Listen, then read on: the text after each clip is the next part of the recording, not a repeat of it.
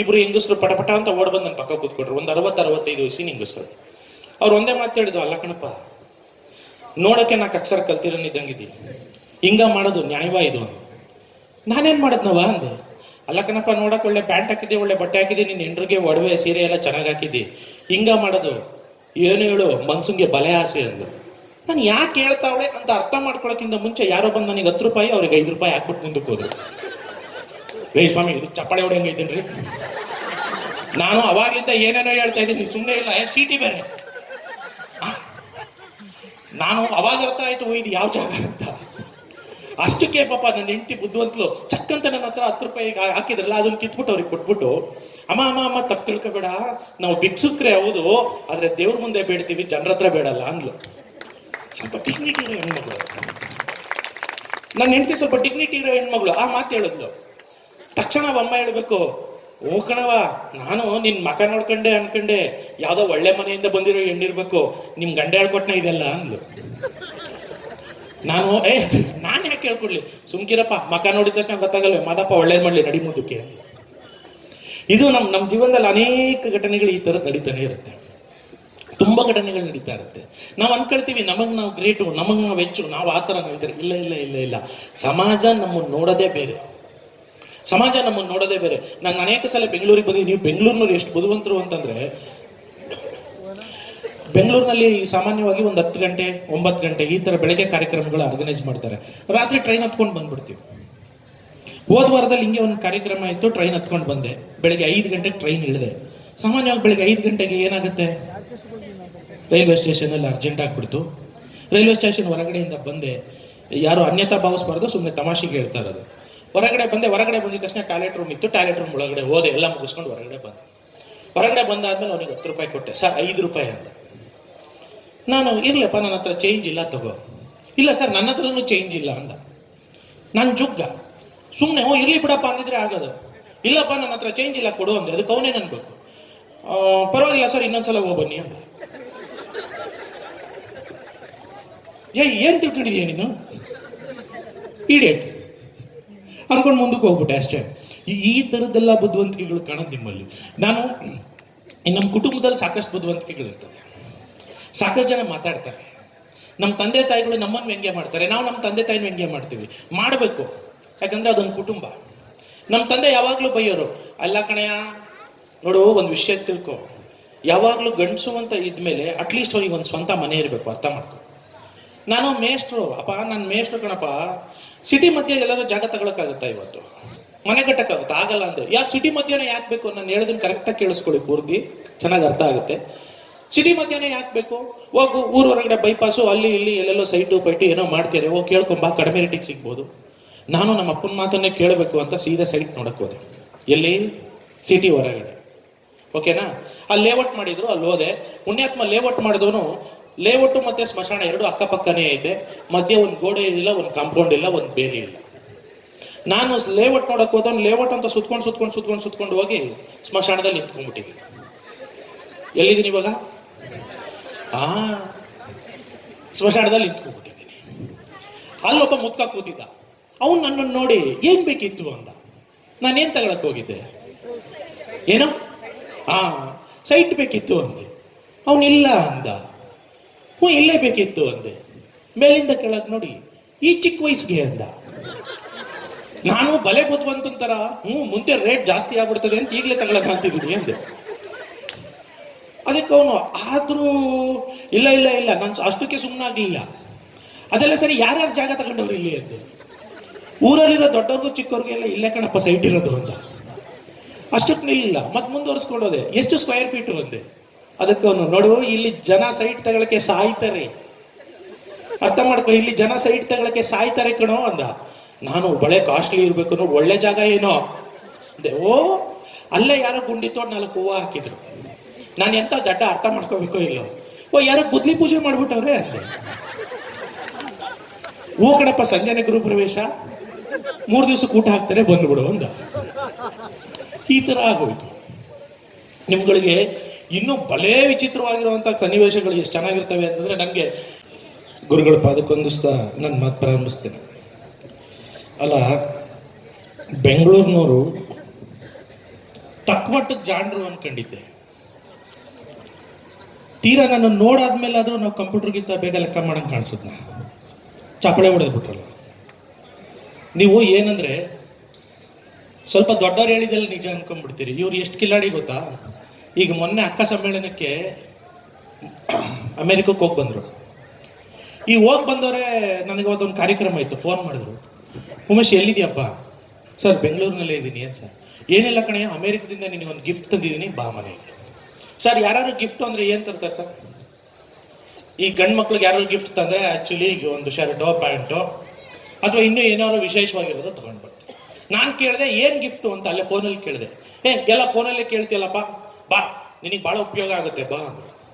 ಮನೆಗೆ ಹೋದೆ. ಮನೆಗೆ ಹೋಗ್ತಿದ್ದಂಗೆ ಒಂದು ಕ್ರೀಮ್ ಕೊಟ್ಟರು ಕೈಗೆ. ನಾನು ಇದ್ಯಾವ್ದಿದು ಕ್ರೀಮ್ ಅಂತ, ಅಮೆರಿಕದಿಂದ ತಂದಿರೋದು, ಇದ್ಯಾವ್ದಿದು ಕ್ರೀಮ್ ಅಂತ ಹಿಂದೆ ಮುಂದೆ ನೋಡ್ತಾ ಇದ್ದೆ. ನೋಡು ಇದನ್ನ ಹಚ್ಕೊಂಡ್ರೆ ಸ್ವಲ್ಪ ಬೆಳ್ಳಗಾಗ್ತಾರಂತೆ ಕಣೆ, ಹಚ್ಕೋ ಅಂತ. ನನಗೆ ಅವಾಗ ಗೊತ್ತಾಯ್ತು ನನ್ನ ಬಣ್ಣ ಎಷ್ಟು ಚೆನ್ನಾಗಿದೆ ಅಂತ. ನಮಗೆ ಸ್ವಾಮಿ ಇದಕ್ಕೆಲ್ಲ ಚಪ್ಪಳೆ ಹೊಡಿಬಿಡಿ ಮೇಲೆ. ನಮಗೆ ಕಾರ್ಯಕ್ರಮಗಳು ಅಂತ ಅಂದರೆ ತುಂಬ ಮೊದಲಿಗೆ ಭಯ ಆಗೋದೇನು ಅಂದರೆ ನಿರೂಪಕರ ಬಗ್ಗೆ. ನಿರೂಪಣೆ ಯಾರು ಮಾಡ್ತಾರೋ ಅವರು. ನಮ್ಮ ಗುರುಗಳು ನನ್ನ ಚೆನ್ನಾಗಿ ಪರಿಚಯ ಮಾಡಿಕೊಟ್ಟಿದ್ದಾರೆ, ಪುಣ್ಯಾತ್ಮರು. ಯಾಕೆ ಅಂತಂದರೆ ಈಗ ಮೊನ್ನೆ ಡಿಸೆಂಬರ್ನಲ್ಲಿ ಬೆಂಗಳೂರಿನಲ್ಲಿ ಒಂದು NGO ಒಂದು ಕಾರ್ಯಕ್ರಮಕ್ಕೆ ಕರೆದಿದ್ರು. ಡಿಸೆಂಬರ್ 1 ಏನು ವಿಶೇಷ ಅಂತ ಗೊತ್ತಾ ನಿಮಗೆ? ಏನು ವಿಶೇಷ ಅಂತ ಗೊತ್ತಾ? ಪರವಾಗಿಲ್ಲ, ನೀವು ಯಾರು ಗೊತ್ತಿರೋರಿದ್ದಾರೆ, ಏಡ್ಸ್ ಡೇ. ನಾನು ಹಿಂಗೆ ಕೇಳಿದ್ದೆ ಸರ್, ನಿಮ್ಮ ಬರ್ತಡೇನ ಅಂತ ಕೇಳಿದ್ರು ಇವತ್ತು ಯಾರು? ಇಲ್ಲ, ಅದು ವಿಶ್ವ ಏಡ್ಸ್ ದಿನಾಚರಣೆ. ಆ ವಿಶ್ವ ಏಡ್ಸ್ ದಿನಾಚರಣೆಗೆ ನನ್ನನ್ನು ಗೆಸ್ಟ್ ಆಗಿ ಕರೆದ್ರು. ನನಗೆ ಅಲ್ಲಿ ಹೋದ್ಮೇಲೆ ಗೊತ್ತಾಯ್ತು ಯಾರೂ ಬಂದಿಲ್ಲ ಅಂತ ನನ್ನನ್ನು ಕರೆದಿರು ಇವ್ರು ಗೆಸ್ಟ್ ಆಗಿ. ಹೋದ್ರೆ ಒಂದಷ್ಟು ಜನ ಕೂತಿದ್ರು, ಮಧ್ಯದಲ್ಲಿ ನಾನೊಬ್ಬನೇ ಗೆಸ್ಟ್ ಕೂತಿದ್ದೆ, ಚೇರ್ ಹಾಕೊಂಡು. ನಿಮ್ಮ ಕಣ್ಮುಂದೆ ಬರಬೇಕು.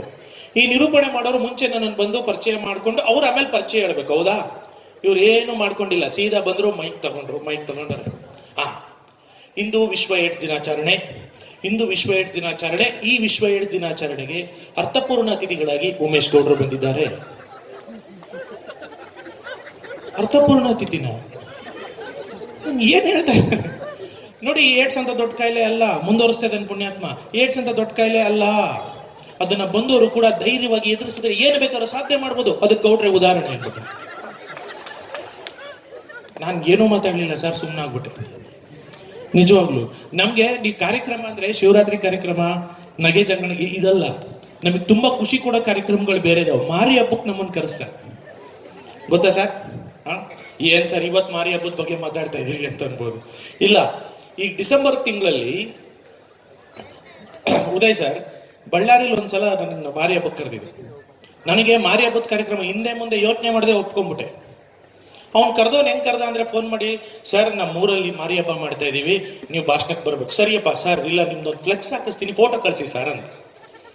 ನನಗೂ ಖುಷಿ, ಸರಿ ಅಂತ ವಾಟ್ಸಪ್ಪಲ್ಲಿ ಫೋಟೋ ಕಳಿಸ್ದೆ. ನಾನು ಹೋಗ್ಬೇಕಾರೆ ಅವ್ನು ಹೇಳಿದ್ನಲ್ಲ, ಸರ್ ಇಲ್ಲ ದೊಡ್ಡ ಫ್ಲೆಕ್ಸ್ ಹಾಕಿಸ್ತೀವಿ ಹಾಗೆ ಹೀಗೆ ಅಂತೆಲ್ಲ. ನಾನು ಊರ ಒಳಗಡೆ ಹೋಗ್ತಾ ಫ್ಲೆಕ್ಸ್ ಎಲ್ಲ ಹಾಕಿದ್ದಾನೆ. ಇನ್ನು ಊರು ಎಂಟ್ರೆನ್ಸ್ ಅಲ್ಲೇ ಹಾಕಿದ್ದ ಫ್ಲೆಕ್ಸ್. ನನಗೆ ಬಹಳ ಖುಷಿ ಆಗೋಯ್ತು ಸರ್. ಹೆಂಗಿತ್ತು ಒಂದು ಮಾತು ಪ್ರೇಕ್ಷೆ ಮಾಡ್ತಾ ಇಲ್ಲ, ಹೇಗಿತ್ತು ಹಾಗೆ ಹೇಳ್ತಾ ಇದ್ದೀನಿ. ಫ್ಲೆಕ್ಸ್ ಹೇಗಿತ್ತು ಅಂದ್ರೆ ಮಾರಿಯ ಮುಂದು ಫೋಟೋ 10 ಅಡಿ ಅಗಲ 15 ಅಡಿ ಉದ್ದ, ಮೇಲ್ಗಡೆ ಮಾರಮ್ಮನ ಫೋಟೋ. ಅದ್ರ ಪಕ್ಕದಲ್ಲಿ ನನ್ನ ಕರ್ಸಿದ್ನಲ್ಲ ಅಧ್ಯಕ್ಷ, ಅವನು 15 ಅಡಿ ಉದ್ದಕ್ಕೆ ಒಂದು ಮಚ್ಚಿಡ್ಕೊಂಡು ನಿಂತವನು. ಅವನ ಕಾಲ್ ಕೆಳಗಡೆ ಒಂದು ಕೋಣದ ಫೋಟೋ, ಆ ಕೋಣದ ಪಕ್ಕ ನನ್ನ ಫೋಟೋ, ಅದ್ರ ಪಕ್ಕ ಇನ್ನೊಂದು ಕೋಣದ ಫೋಟೋ, ಕೆಳಗಡೆ ಸ್ವಾಗತ ಕೋರುವವರು ಅಂತ ಹಾಕಿದ್ದ. ನನಗೆ ನೋಡಿ ಸಿಕ್ಕಾಬಿಟ್ಟೆ ಸಿಟ್ಟು ಬಂದ್ಬಿಡ್ತು. ಆದ್ರೆ ಬಾಯ್ ಬಿಟ್ಟು ಹೇಳಂಗಿಲ್ಲ. ಸರಿ ಅವ್ನಿಗೆ ಹೆಂಗಾರು ಕ್ಲಾಸ್ ತಗೊಳ್ಳೋಣ ಅಂತ ಓದೋನ್ ಫಸ್ಟ್ ಕೇಳಿದ್ದೆ ಪ್ರಶ್ನೆ, ಸರ್ ಫ್ಲೆಕ್ಸ್ ಫೋಟೋ ಬಹಳ ಚೆನ್ನಾಗಿ ಬಂದಿದೆ ಸರ್. ಅದಕ್ಕೆ ಅವನೇನು ಅನ್ಬೇಕು, ಹ್ಞೂ ಸರ್ ಅವನು ನಾ ಕೋಣೆ ಏನ್ ಲಕ್ಷಣವಾಗಿ ಬಂದೈತ್ರಿ ಅಂತ. ಅವ್ನು ಯಾರಿಗೆ ಬೈದ ಅನ್ನೋದೇ ಗೊತ್ತಾಗ್ಲಿ. ಈ ಕಾರ್ಯಕ್ರಮಗಳು ಅಂತಂದ್ರೆ ಹಿಂಗೆ ಬಹಳ ಬಹಳ ಬಹಳ ಬಹಳ ಒಳ್ಳೊಳ್ಳೆ ಕಾರ್ಯಕ್ರಮಗಳು ಬರ್ತಾ ಇರ್ತವೆ. ನಿಮ್ಗೆ ನೀವು ಬೆಂಗಳೂರಿನವರು ನೀವೇನು ಕಡಿಮೆ ಇಲ್ಲ. ನಾನು ಇವತ್ತೊಂದು 2:30-3 ಗಂಟೆಗೆ ಬಂದೆ ಸರ್. ಈ ಪ್ರಯಾಣ ಮಾಡ್ಬೇಕಾದ್ರೆ ಯಾರಾದ್ರೂ ಏನು ಸೂಟು ಬೂಟು ಹಾಕೊಂಡು ಪ್ರಯಾಣ ಮಾಡಬೇಕಾಗುತ್ತೆ. ನೈಟ್ ಪ್ಯಾಂಟು ಟೀ ಶರ್ಟು ಹಾಕೊಂಡು ಒಂದು ಬಗಲಲ್ಲಿ ಬ್ಯಾಗ್ ಹಾಕೊಂಡು ಇಲ್ಲೇ ಮೆಜೆಸ್ಟಿಕ್ ಬಸ್ ಸ್ಟ್ಯಾಂಡಿಗೆ ಬಂದು ಇಳಿದೆ. ಬಿಸಿಲು ಸ್ವಲ್ಪ ಹೊತ್ತು ಕೂತ್ಕೊಳ್ಳೋಣಪ್ಪ ಅಂತ ಕೂತ್ಕೊಂಡೆ. ನೀವು ಬೆಂಗಳೂರಿನವ್ರು ಎಷ್ಟು ಬುದ್ಧಿವಂತರು ಅಂದ್ರೆ ಮುಖ ನೋಡಿ ಎಲ್ಲ ಜಡ್ಜ್ ಮಾಡ್ಬಿಡ್ತೀರಿ. ನಾವು ಅನ್ಕೊಂಡ್ಬಿಟ್ಟಿರ್ತೀವಿ ನಾವು ಗ್ರೇಟು ಅಂತ. ನೀವು ಅನ್ಕೊಳ್ಳೋ ರೀತಿ ನೋಡಿ. ನಾನು ಬಂದೆ, ಓಡೋಗಿ ಬಂದ್ಬಿಟ್ಟು ಯಾವುದೋ ಒಂದು ಹುಡುಗ ನನ್ನ ಕೈಗೆ ಒಂದು ಲೆಟ್ರ್ ಇಟ್ಟ. ನಾನು ಅನ್ನೋಷ್ಟೊಳಗಡೆ ಹೋಗ್ಬಿಟ್ಟ. ಆ ಲೆಟ್ರಲ್ಲಿ ಏನು ಬರ್ದಿತ್ತು ಗೊತ್ತಾ? ಅವ್ನು ನನ್ನ ನೋಡಿ ಏನು ಜಡ್ಜ್ ಮಾಡಿದ್ದಾನೆ. ಒಂದು ನೈಟ್ ಪ್ಯಾಂಟು ಟೀ ಶರ್ಟು, ಬಗ್ಲಲ್ಲೊಂದು ಹಳೆ ಬ್ಯಾಗ್. ಅವನೇನು ಅನ್ಕೋಬಿಟ್ಟಿದ್ದಾನೆ ಅಂದ್ರೆ ಅದು ಪೇಪರ್ ಓದೋದ್ ಮೇಲೆ ಗೊತ್ತಾಯ್ತು ನನಗೆ. ಜೀವನದಲ್ಲಿ ನೊಂದು ಆತ್ಮಹತ್ಯೆ ಮಾಡಿಕೊಳ್ಳಬೇಡಿ,